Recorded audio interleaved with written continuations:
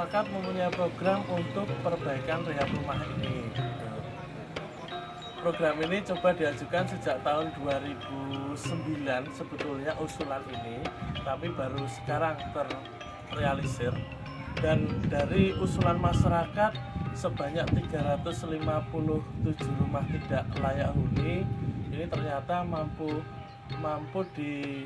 ditangkap gitu permasalahan yang ada di sini oleh dari BRI ataupun dari Kementerian Perumahan Rakyat. Nah, khusus untuk yang dari BRI ini masyarakat mengucapkan terima kasih sekali karena sekarang masyarakat lebih mengetahui bukan hanya sekedar merehab rumah, bukan hanya sekedar membangun rumah, tapi bagaimana agar rumah itu benar-benar menjadi layak huni, menjadi rumah yang sehat, menjadi sarana mereka kehidupan sehari-hari. Karena terkadang orang sakit itu karena dapurnya tidak sehat, karena sanitasinya tidak sehat. Nah, justru dari program BRI ini sekaligus memberi pelajaran berharga bagi pengurus-pengurus yang ada dan juga bagi masyarakat bagaimana rumah mereka itu menjadi benar-benar layak huni, menjadi rumah yang sehat. Untuk terutama juga untuk anak-anak mereka, untuk pendidikan ke depannya yang dulu tidak ada halaman, bagaimana, karena itu menjadi satu hal penting juga, itu juga bagian dari pelajaran yang kita dapat ini. Karena kami warga gereja bangga ber-Indonesia. Ada namanya teori partisipatori dan community based development, jadi yang berhubungan langsung dengan masyarakat, berdiskusi langsung dengan masyarakat, melibatkan masyarakat secara langsung dengan apa yang kita kerjakan, seperti itu. Terus setelah kita terjun ke lapangan beneran, ternyata kan memang ini benar-benar proyek bantuan stimulan yang benar-benar proyek dari Kemenpera juga ada salah satunya, maksudnya melibatkan Menpera, melibatkan BRI salah satunya. Dia memang untuk murni membantu masyarakat, meningkatkan kualitas hidup masyarakat, memperbaiki lingkungan, memperbaiki pola hidup mereka, seperti itu. Nah, kita menanyakan apa yang sebenarnya mereka inginkan dulu. Kebutuhan utama mereka adalah kamar mandi terutama, karena yang tadi 1 untuk 8 kepala keluarga jelas sangat tidak memadai. Jadi yang mereka sampaikan adalah keinginan pertama mereka adalah memiliki kamar mandi sendiri.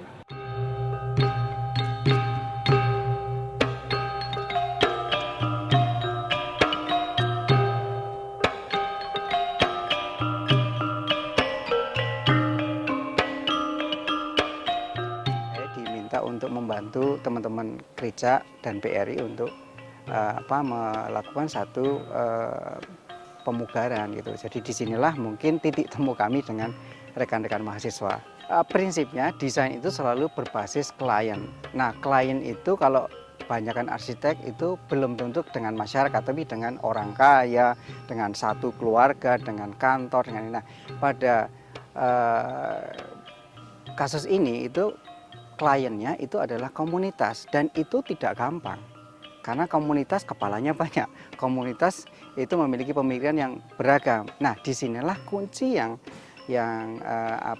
menarik bagi pengalaman community based design, bagaimana memahami keinginan masyarakat. Tetapi yang jadi rumit adalah tidak banyak arsitek juga mau dengan komunitas karena biasanya nggak ada uangnya, biasanya sulit masalahnya, biasanya mereka juga belum tentu bisa menyelesaikan masalahnya karena mungkin masalah ekonomi, kemudian juga masalah-masalah yang terkait dengan pemahaman keinginan dia terhadap kemungkinan yang mereka inginkan dalam desain, karena ada technically, ada socially gitu. Jadi di sini adalah mengawinkan antara dua hal inilah yang jadi pelajaran penting dari community based design. Dan saya pikir ini jarang ada kesempatan mahasiswa itu mendapatkan proses ini.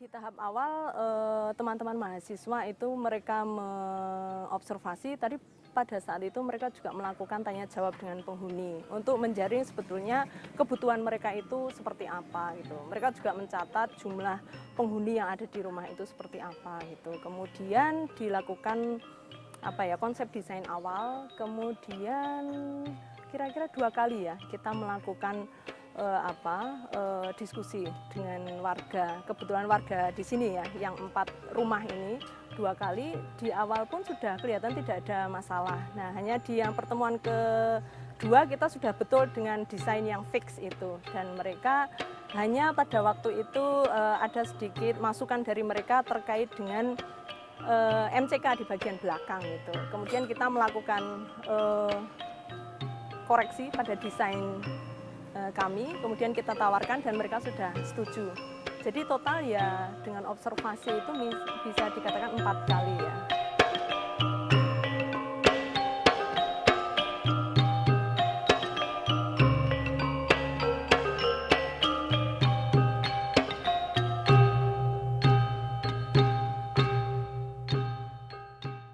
Ya cukup bisa lancar lah, seneng, mantep. Oh, mantap. Ya udah mantep kok, dari desainnya juga udah mantap lah. Dari mulai pertama saya udah bantu ini supaya bisa lancar, cepat selesai gitu aja lah. Ya, iya kalau sore itu bapak-bapak pulang kerja baru bantu, tapi kalau pagi ibu-ibu setelah masak kita bantu-bantu bapak tukang biar cepat selesai gitu aja. Ya kalau yang saya bayangkan seperti yang ada pada gambar itu, seperti yang didesain dari UGM ya, mahasiswa UGM itu, kayaknya seperti itu.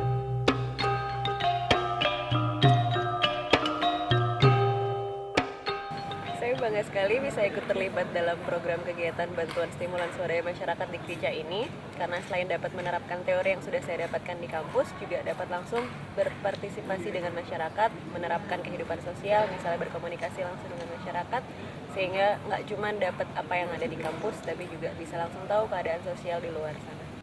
Warga Kricak, saya sangat apresiasi sebenarnya sama warga Kricak.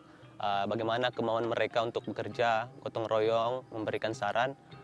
Mereka sangat antusias karena mereka lebih tahu kebutuhan mereka gimana.